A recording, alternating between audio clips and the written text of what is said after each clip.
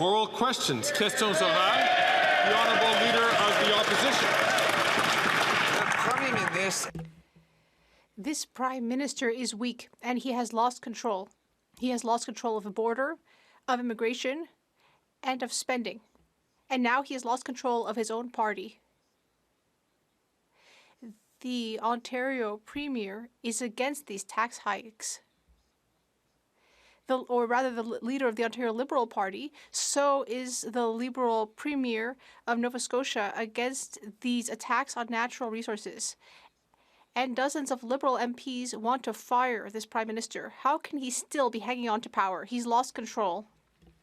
The Right Honourable Prime Minister.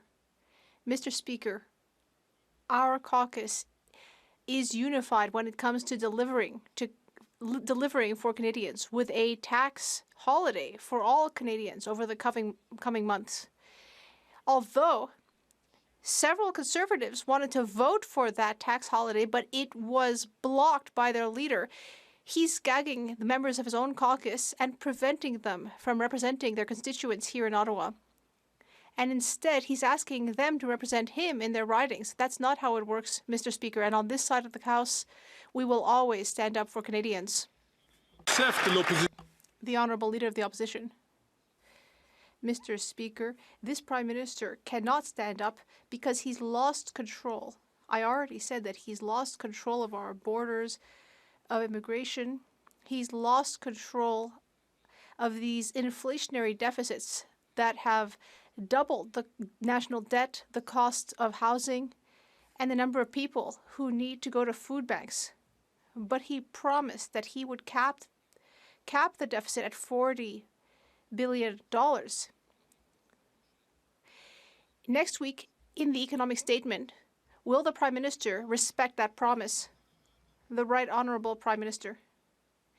Mr. Speaker, in due course, we will present the economic statement, and the Conservative Party will likely vote against it, because in it there will be initiatives to help Canadians during this difficult time. There will be investments in economic growth, throughout the country, and yet the Conservative leader doesn't want to do anything that might help Canadians. He prefers to spend all his energy on jostling for his own political interests, which means he's not helping Canadians when they need help. That's why he voted against the tax break and against dental care and against Canadians. This week, Prime Minister has lost control of everything. He's lost control of the borders, lost control of immigration, lost control of spending, and now has lost control of his cabinet and party. In fact, his foreign minister is now announcing her leadership campaign in the New York Times. The Liberal leader of the province of Ontario has announced she's against his quadrupling carbon tax. The Liberal Premier of Newfoundland is against his job-killing energy cap, and 20 of his MPs want to fire him. How is it that he clings to power when he's lost control? The Right Honourable Prime Minister. We can all see that the Leader of the Opposition has trouble with the ideas that individuals might have different perspectives, and that might be a good thing for a robust political party like the Liberal Party of Canada and all its partners across the country. The Leader of the Opposition refuses to let his backbenchers or any of his team members have any opinions at all. Indeed, he sanctioned them and wrote a letter in their name decrying their advocacy for their own citizens in their communities when it came to delivering money for mayors for housing from coast to coast to coast. He stands for muzzling his MPs. We stand for diversity.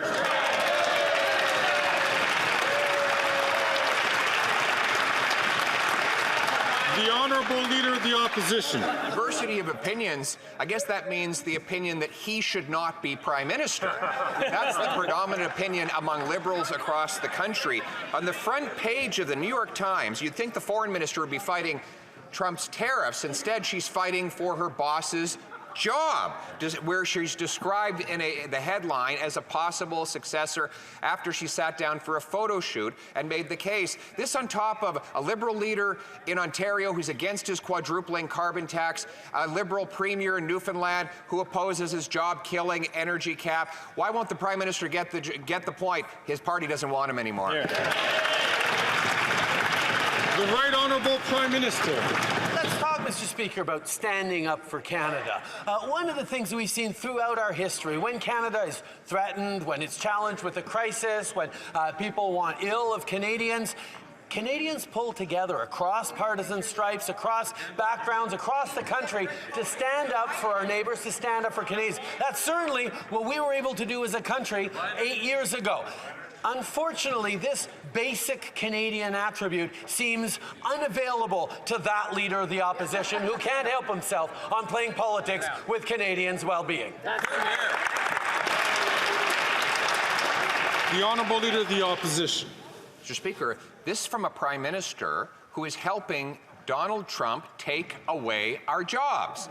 You can just imagine the President in the Oval Office calling our businesses to say, hey, I saw that you have a quadrupling carbon tax north of the border. Why not come south of the border where there's no carbon tax and other taxes are falling? How about the latest electricity tax the Prime Minister is bringing in that will drive factories south of the border, or his energy cap that will drive away our resource companies?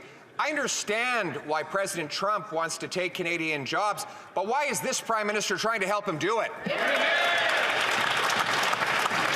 The Right Honourable Prime Minister. The problem for the Leader of the Opposition is Canadians increasingly see through his shallow partisan games. If he actually cared about helping Canadians and cutting taxes, he wouldn't have voted against taking off the sales tax for Canadians for the next few months. Right. But he wants Canadians to continue to struggle because it benefits him politically, perhaps, instead of actually being there to solve the challenges Canadians are facing. That's why he voted against dental care for seniors. That's why he voted against a school food program. That's why he's voting against a sales tax break for Canadians for the next few months. That's not on, Mr. Speaker.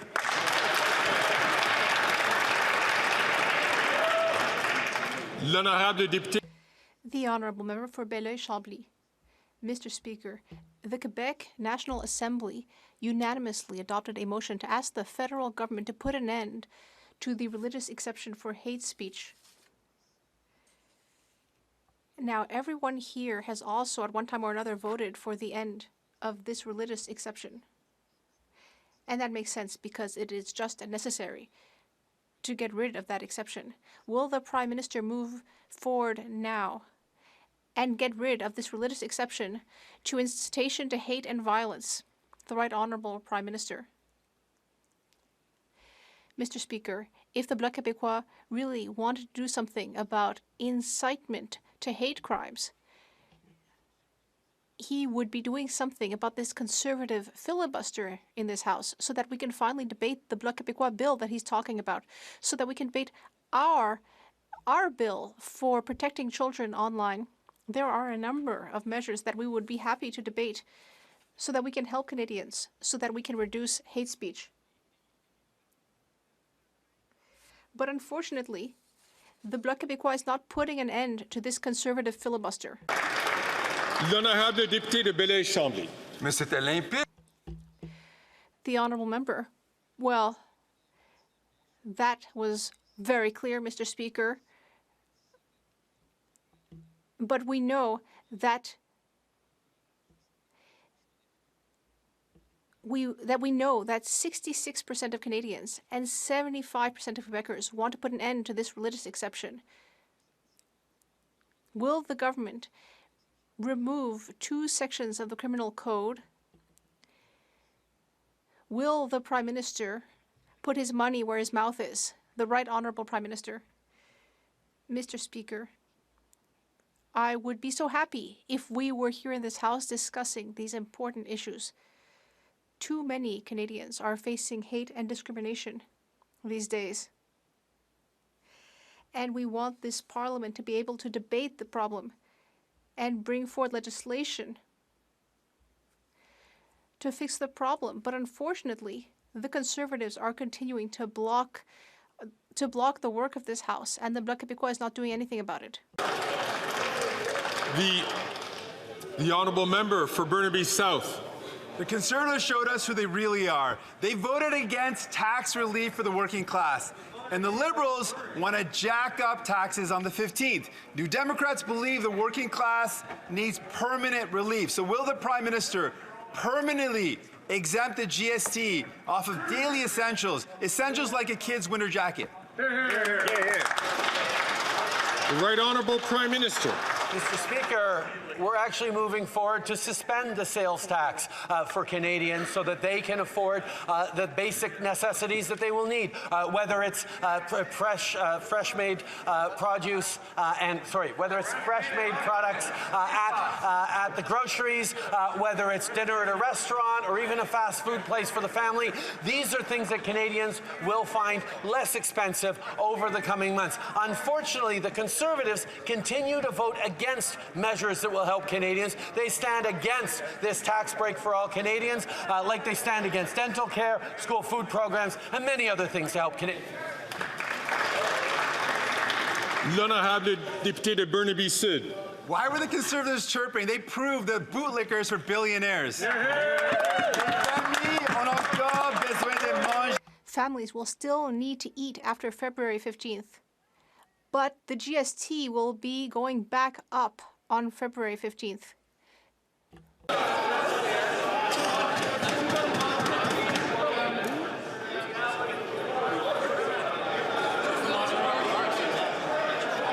Order! I'm having great difficulty hearing the honourable member from Burnaby South.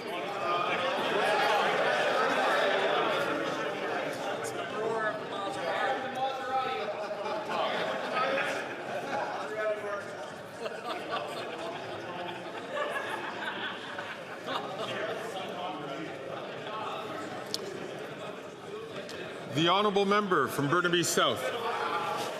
Why are these Conservatives chirping so much? They've proven that they are bootlickers for billionaires.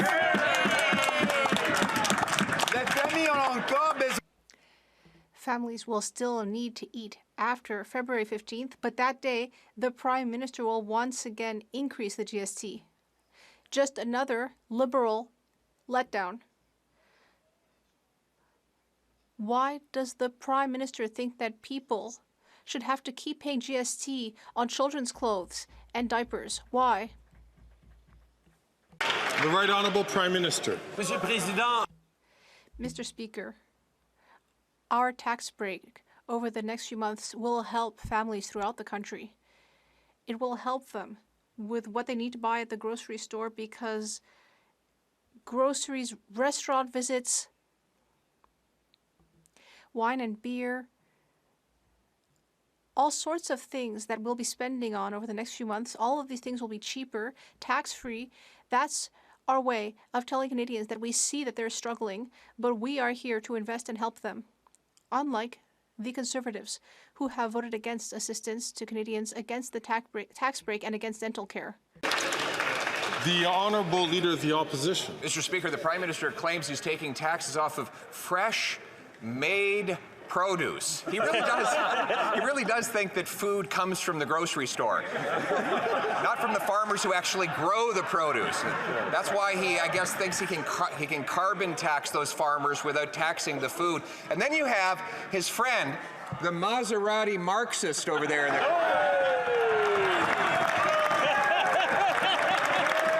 wants to tax your gas.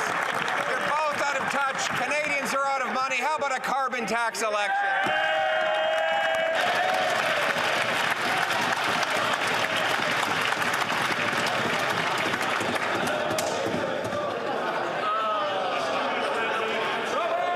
Colleagues, order.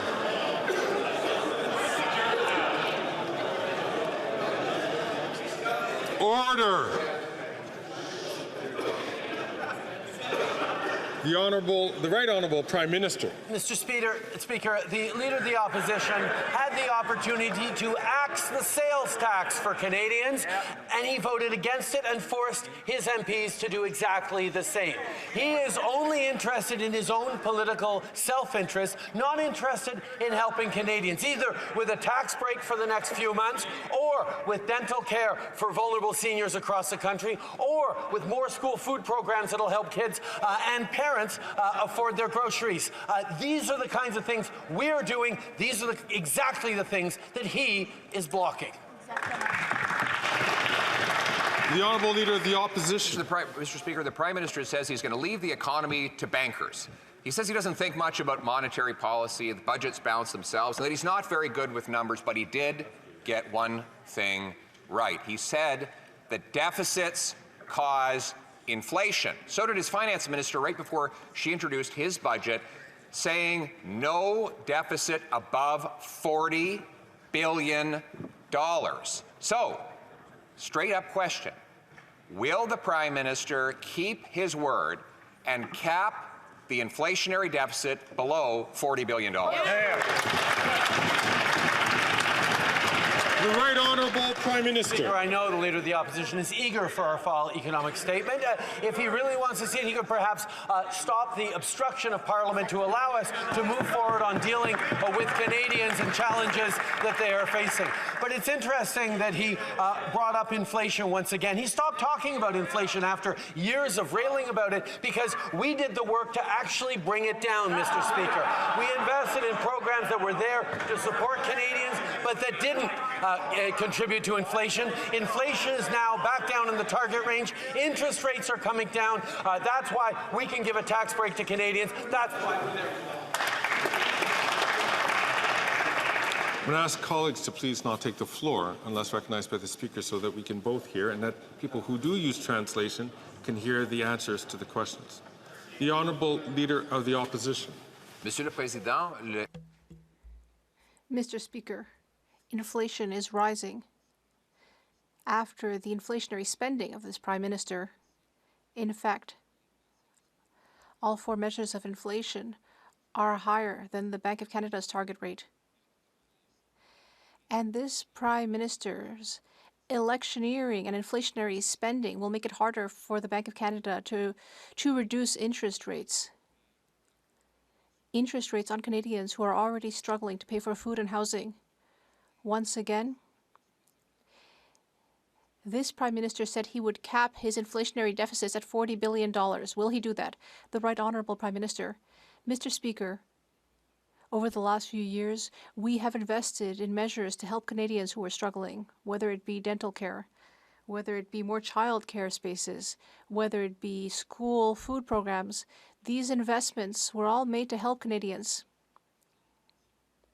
But despite these programs, inflation is nonetheless back within the Bank of Canada's target range. Now, we are bringing forward a tax break for all Canadians.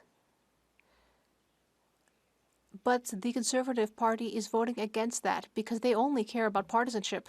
L'honorable chef de l'opposition. the results are in on the Prime Minister's radical liberalization of hard drugs. He teamed up with the BC NDP to decriminalize fentanyl, crack, and heroin. He lowered jail sentences for mass producers of deadly fentanyl. And 80% of the fentanyl made in Canada is done so using ingredients that are not even regulated, but come right into our country where they're cooked into that poison, now threatening our trade relationship with the U.S. Will he reverse his radical liberal drug agenda to save lives and jobs? The Right Honourable Prime Minister. Mr. Speaker, unfortunately, we've seen that the Conservative leader's answer to this terrible tragedy hitting so many Canadians with the toxic drug epidemic is to stand for photo ops in front of encampments and try to use them for cheap votes. Exploiting Canadians is not the way to move forward.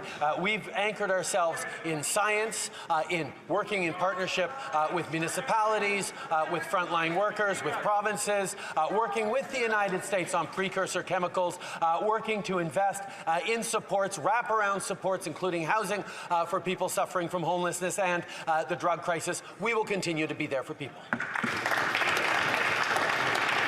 The Honourable Leader of the Opposition. The results are in. His radical liberalization of hard drugs has led to a 200% increase in overdose deaths. 47,000 people have died. The worst deaths have been in NDP-controlled BC, where the liberalization has been the most extreme. Worse, he's allowing 80% of the precursor chemicals used to make fentanyl come in unregulated and legally over our border to be used by criminals who get out because he softened the sentences. Now our trade relationship is threatened over it. Will he reverse this disastrous experiment to save the jobs and the lives of Canadians?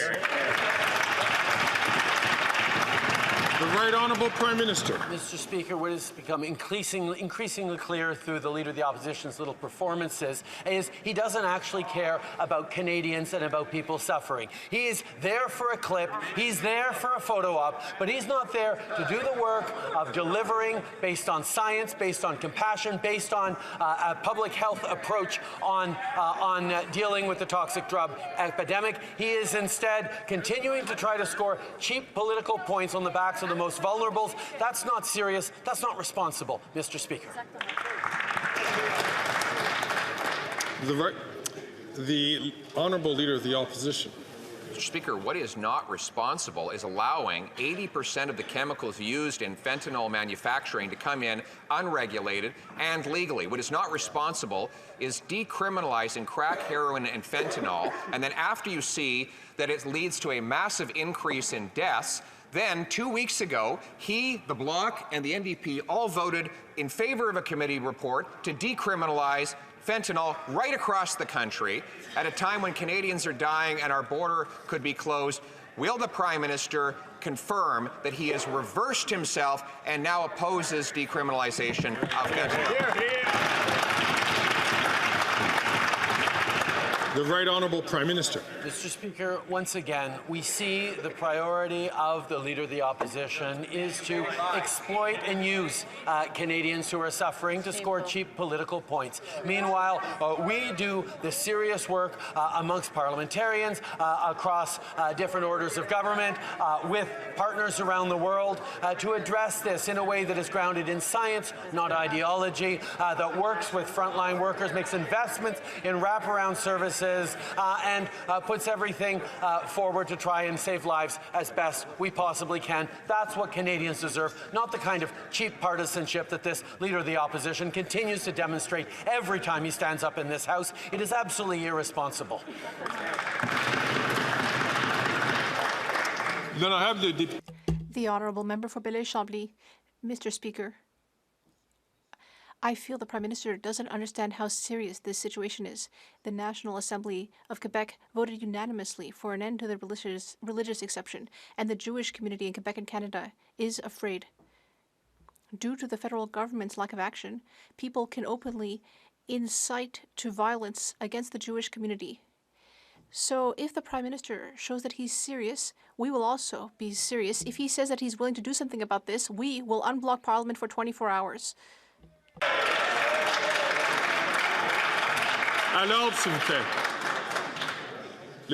Order, please. The Right Honourable Prime Minister. Mr. Speaker, we see that the Bloc Québécois is open to doing something here, but we would like to see that kind of readiness when it comes to other initiatives. For example, improving the healthcare system for the most vulnerable, which is blocked due to conservative filibustering. Same thing for dental care, also blocked by the Conservatives. Or we would like them to help us be able to work on our online harms bill, C-63, which would protect people throughout the country, especially children. We would like to be able to debate all these things in Parliament, but unfortunately, the Bloc Québécois is continuing to let the Conservatives to make it all grind to a halt. The Honourable Member for Belleuil-Chambly.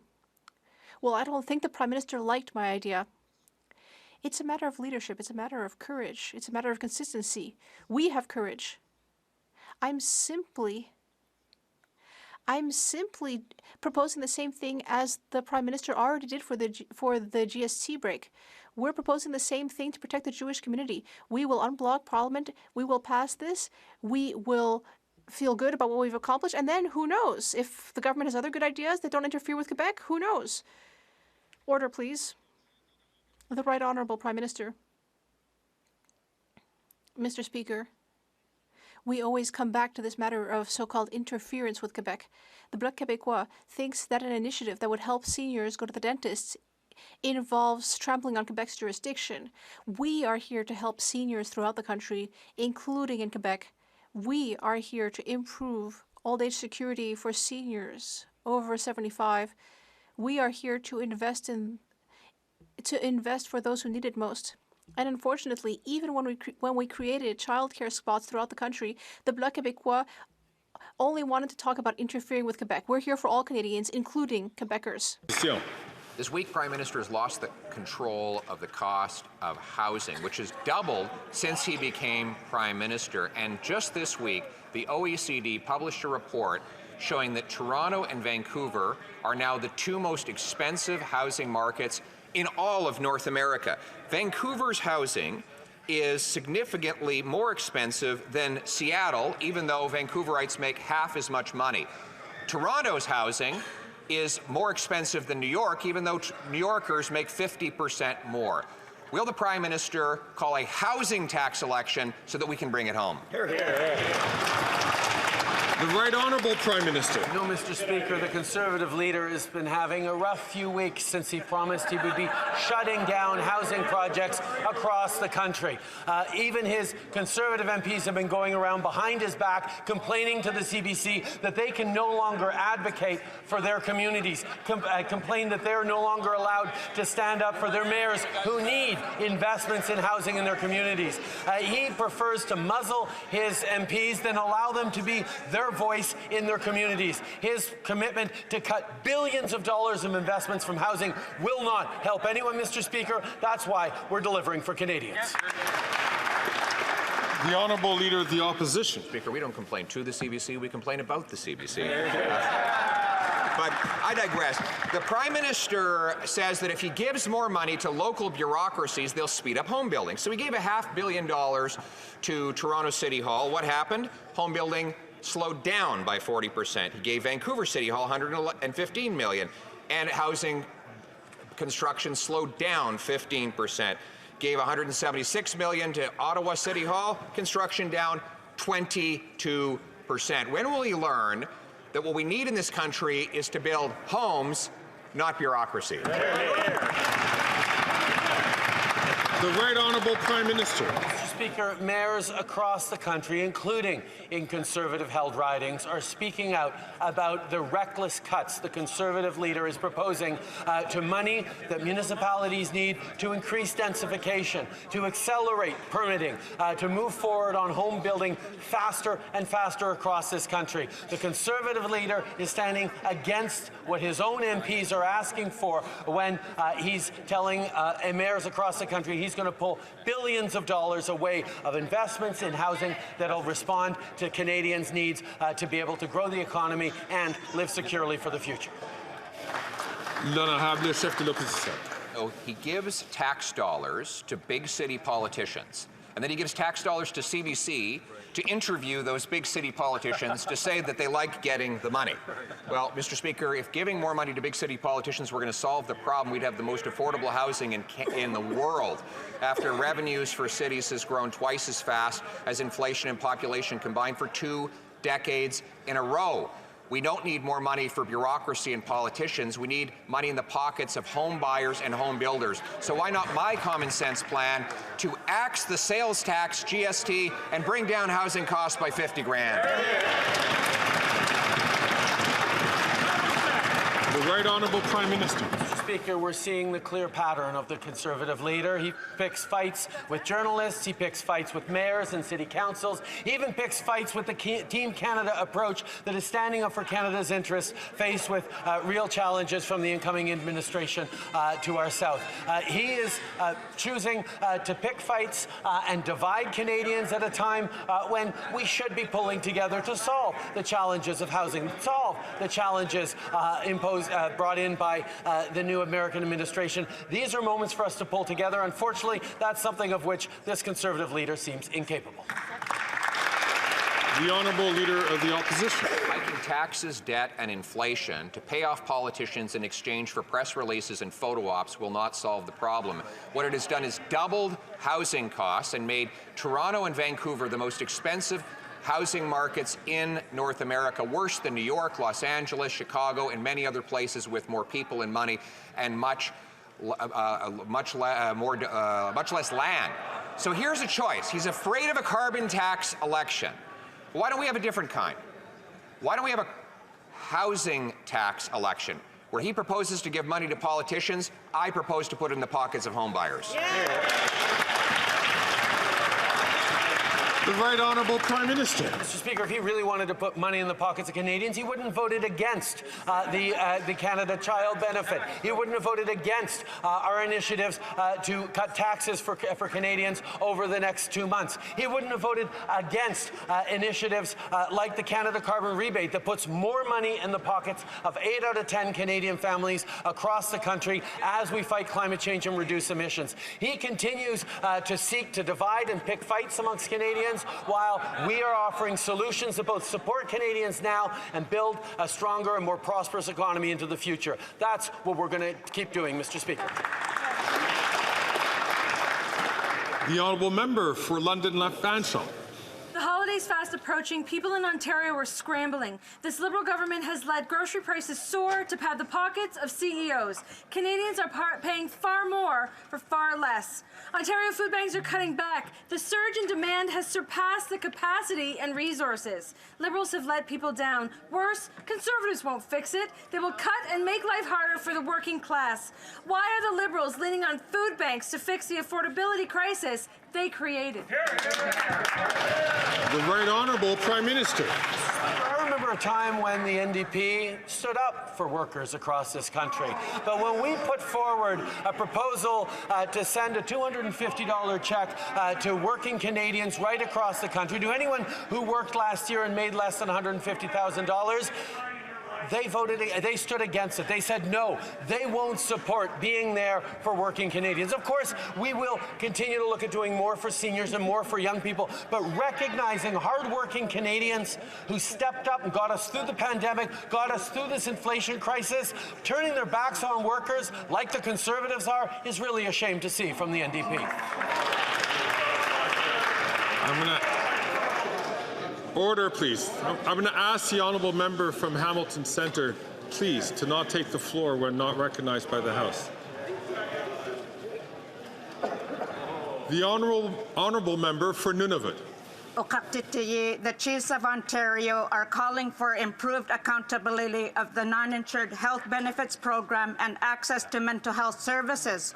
First Nations and Inuit are not consulted or invited to participate when selecting cultural support providers for their communities. As a result, unqualified people with criminal records are enrolled as service providers.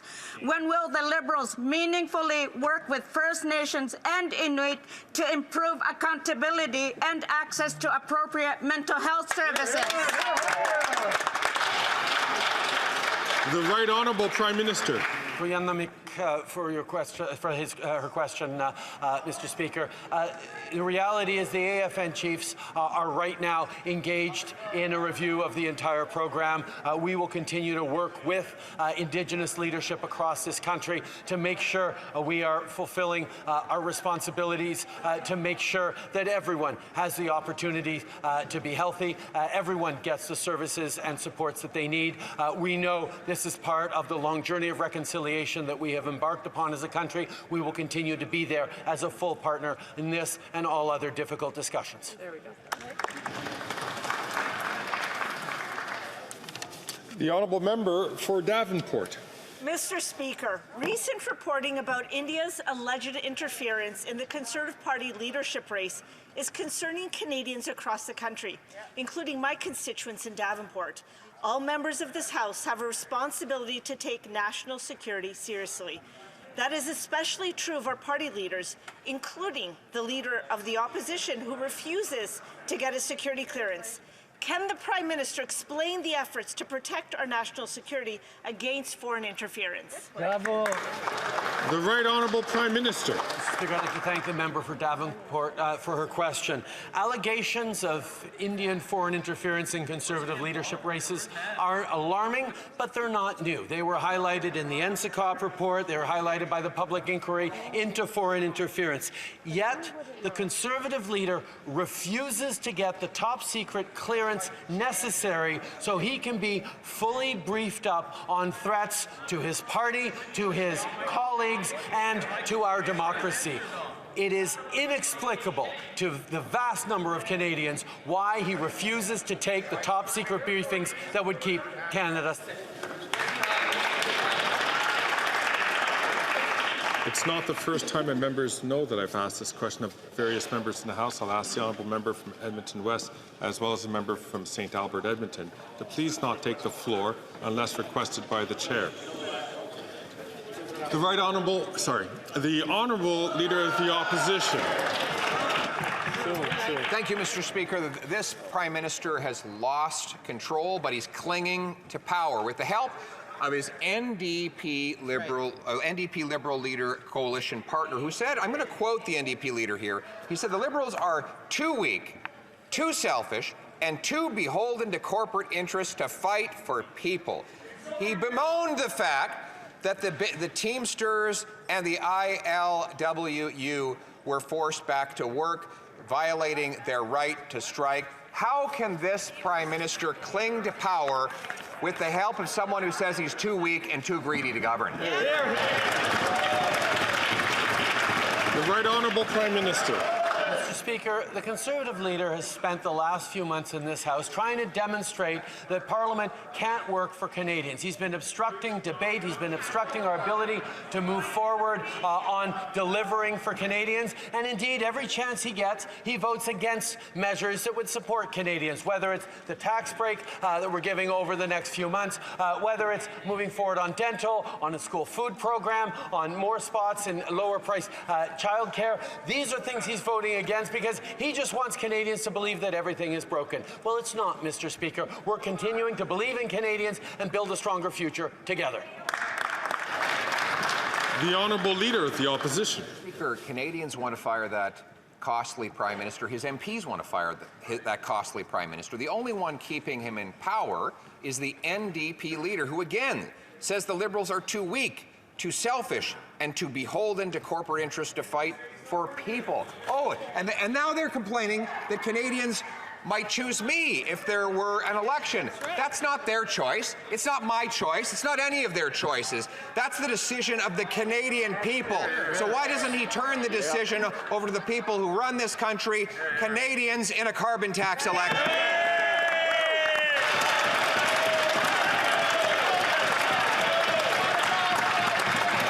The Right Honourable Prime Minister.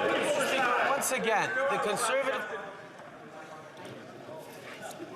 Again, ask honourable members not to take the floor. The Right Honourable Prime Minister.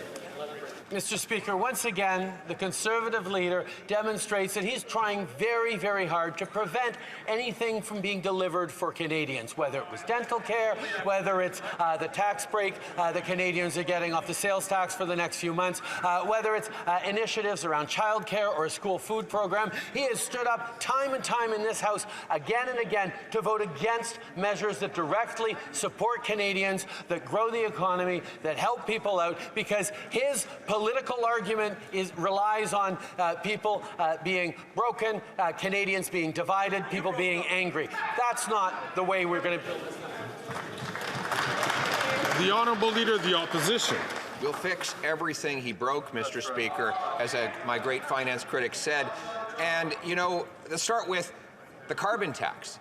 The Indian Resource Council announced today they will be presenting a resolution at the Assembly of First Nations Special Chiefs Assembly to take the Liberal NDP Prime Minister's carbon tax to court.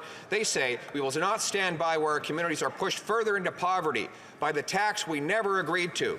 And they want to dispel any notion that lower-income First Nations are better off with the carbon tax rebate. Mr. Speaker, why won't he listen to courageous First Nations people and have a carbon tax election?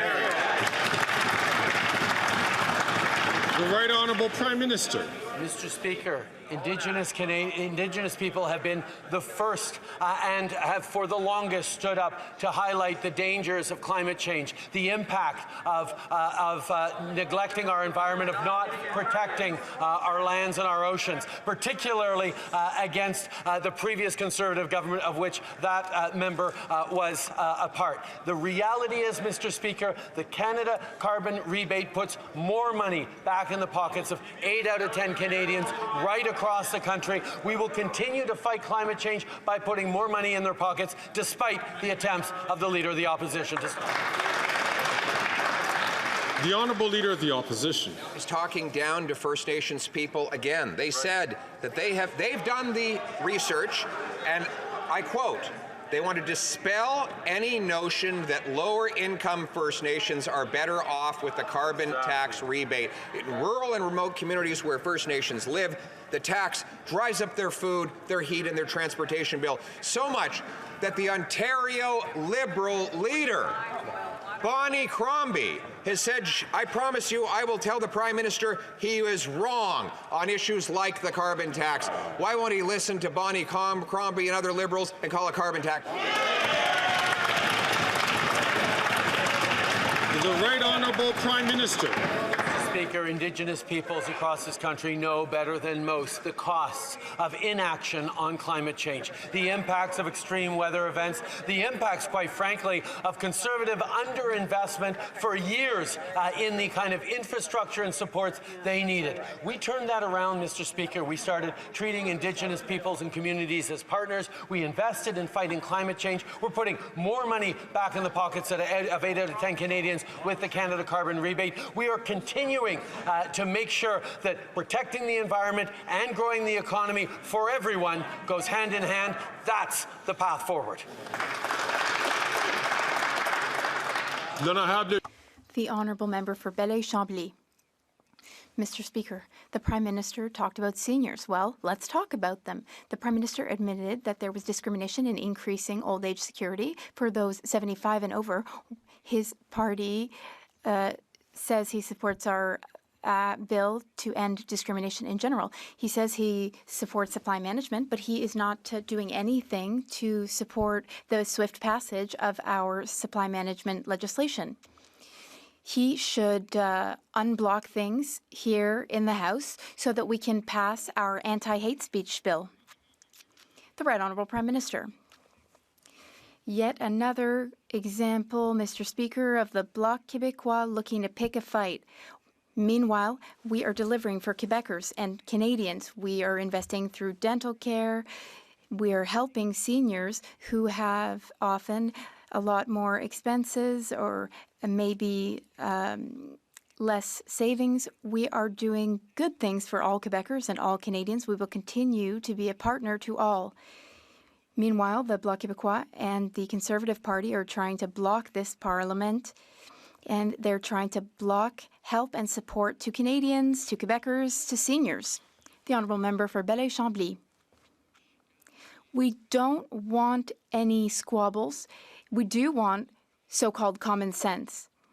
We could unblock the Parliament unanimously. Here's what I want to see. I want to see each member in this place who won't rise to support a vote to put an end to hate propaganda and hate religion-based hatred. So who will vote for that bill? Will the government support it? Yes or no? The Right Honourable Prime Minister. Mr. Speaker, as we've said, we're very open to discussing and debating that matter. That said, we acknowledge that there can be more than one solution. There's no easy, quick fix solution. There might be many solutions. We need to keep working together. That's why we made Bill C-63 to tackle online hate. It will protect children. There will be solutions through C-63 to fight hate speech and discrimination, especially online. We do have work to do here in this House. So why doesn't the Bloc Québécois block Conservatives from continuing their filibustering? The Honourable Leader of the Opposition. The Halifax longshoremen, unionized workers, have just put out a statement. On Monday, the NDP has the opportunity to reinforce that they will not bring in back-to-work legislation by supporting their own leader's words. And below are those words in a copy of the common sense Conservative motion calling the Liberals, quoting the NDP Liberal leader as saying, the Liberals are too weak, too selfish, and too beholden to corporate interests to fight for people. Will the NDP Liberals stand with unions and vote non-confidence in this costly government? Hey, bravo!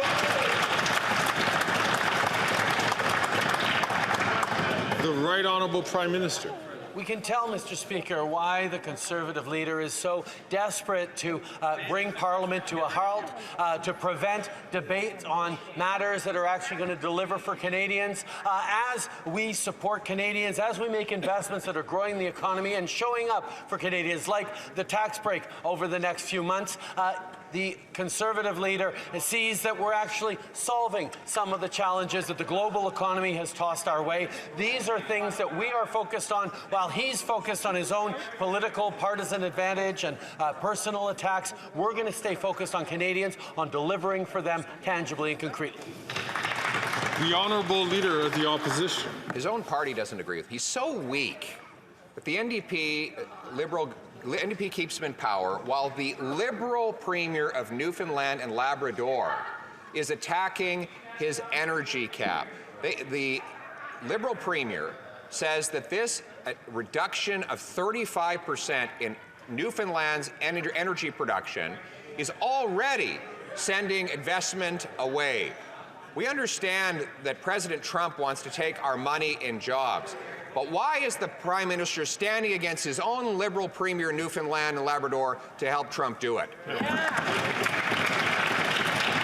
Right Honourable Prime Minister. Mr. Speaker, across the country, except on the Conservative benches, Canadians know climate change is real. Canadians are also stepping up in lots of different ways to help reduce their emissions, to grow the economy, to create a better future for their kids and grandkids. The multi-billion-dollar profitable industry that is the oil and gas industry right now has an unlimited ability to emit emissions into the atmosphere. We don't think any industry, particularly not one as wildly profitable as the oil and gas industry, should be able to have unlimited pollution. That's why we're putting a cap on emissions, not on production, Mr. Speaker. The Honourable Leader of the Opposition. That's factually false. The industry's emissions have been regulated for decades, Mr. Speaker, and he just wants to shut down their production and give more of the money and jobs to Donald Trump and the United States of America. And then there's the electricity tax. He calls it a regulation, but now we know that it's a tax because the independent Ontario energy operator says that this new regulation tax will drive up costs for families by $175 a year and will drive factories, mines, and mills south of the border. Why is it killing jobs with high electricity prices? The Right Honourable Prime Minister. Mr. Speaker, our oil and gas emissions cap is a cap on emissions, not on production, Mr. Speaker. No sector should be allowed unlimited pollution, and it's unfortunate the Conservatives continue to defend that incredibly profitable sector that is costing Canadians so much. The reality is we will continue to work with the industry that is working on reducing its emissions because we know that's how we protect oil and gas sector jobs into the future, by innovating, by bringing on better technologies, and by recognizing that no sector should have a right to pollute unlimitedly. The Honourable Member for Alfred Pellan. Mr. Speaker, like everywhere in Canada, in my constituency, affordability is a major issue. My constituents in Alfred Pellan were pleased to hear that for the next few months they will have some relief thanks to the GST holiday. Can the Prime Minister tell Canadians how this GST holiday will help them? The Right Honourable Prime Minister. I thank the member for Alfred Pellan for his question. We know that the past few years have been difficult for Canadians. This is why we are offering a tax break to all Canadians.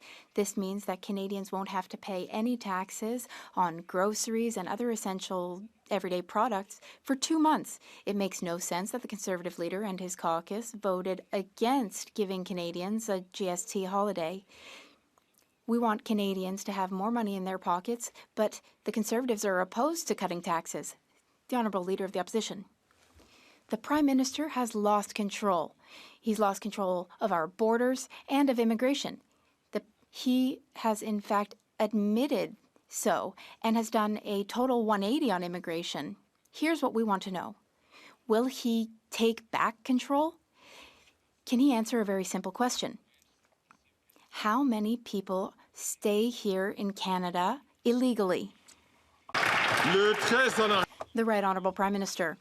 Mr. Speaker, after the pandemic, we helped provinces, businesses, small businesses throughout the country.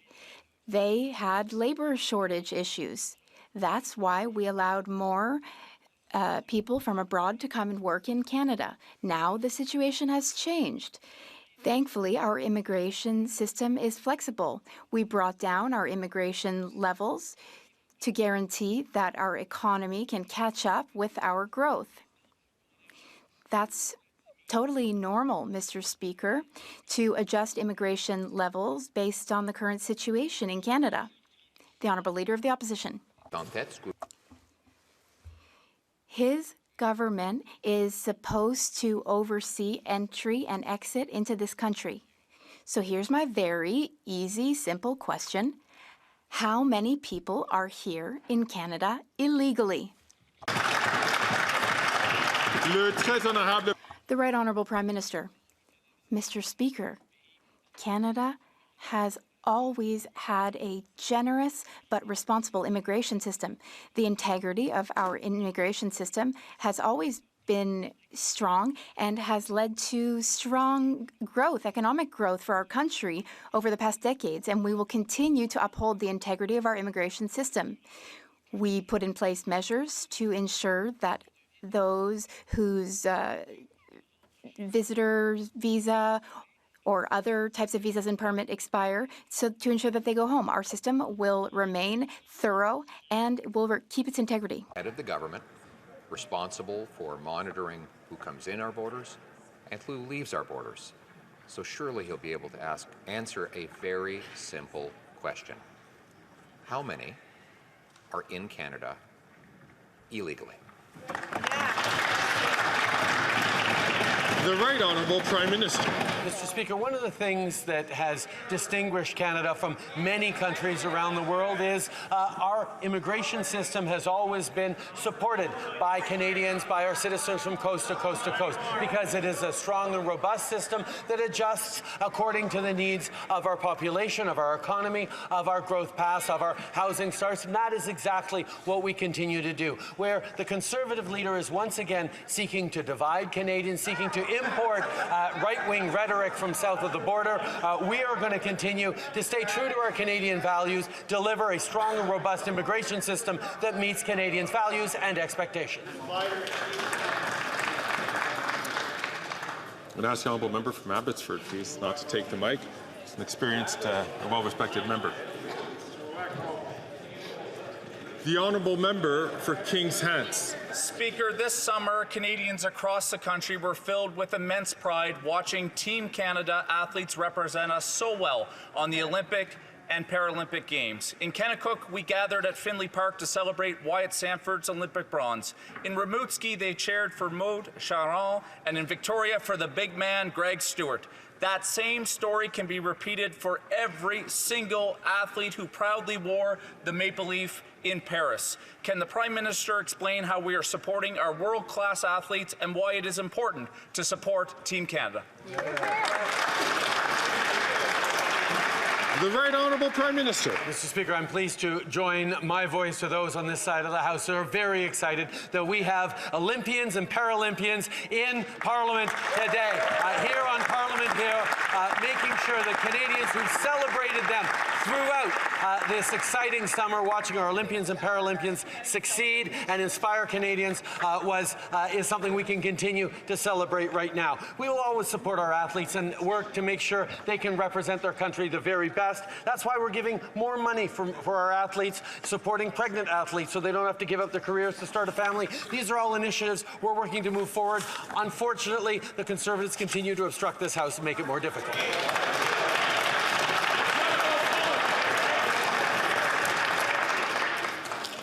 The honourable member from Churchill, Kiwatinaski. Mr. Speaker, today we recognize the incredible hard work and dedication of our Olympic athletes. We have so much to be proud of, and that's why it was so unfair that the soccer drone scandal distracted from the fact that Canada's athletes earned the podium. Many Canadians, including former athletes, have been calling on the government to do the right thing, bring about full accountability in terms of the drone scandal and the culture surrounding it so that it never happens again. So why are the Liberals blocking efforts at accountability at the Heritage Committee? Why is this minister refusing to be accountable? The Right Honourable Prime Minister. Mr. Speaker, this summer we celebrated our Canadian athletes with everything we had from coast to coast to coast. It was very, very exciting. Yes, the incident with drones and Soccer Canada was extremely unfortunate. That's why there have been consequences. That's why we continue to ensure there are follow-ups on that. As the member well knows, committees in Parliament are independent and do their work independently, but we will continue to make sure that the extraordinary support that all Canadians, not just governments, but community members, volunteers give to our athletes every single day to make sure they shine continues unabated.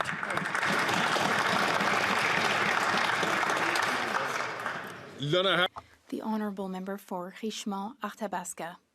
Mr. Speaker, over 135,000 passports are stuck in Canada Post warehouses or withheld by Service Canada because of the strike.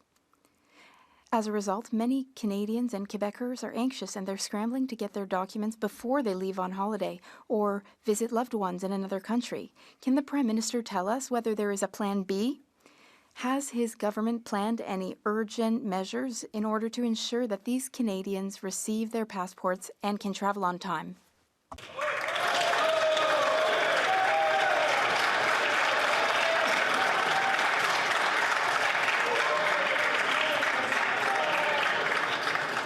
The Right Honourable Prime Minister. Mr. Speaker, we're working with both sides, both parties, to put an end to this post-Canada strike. We meet with Canada Post and with the union frequently. We want to help them resolve this dispute as quickly as possible. We know that many people are suffering from this strike, such as small businesses. As a result of the strike, we've opened more Service Canada locations. We know that this is difficult for many Canadians, and we will do everything we need to do to ensure that Canadians get their passports so that they can go on their winter vacations.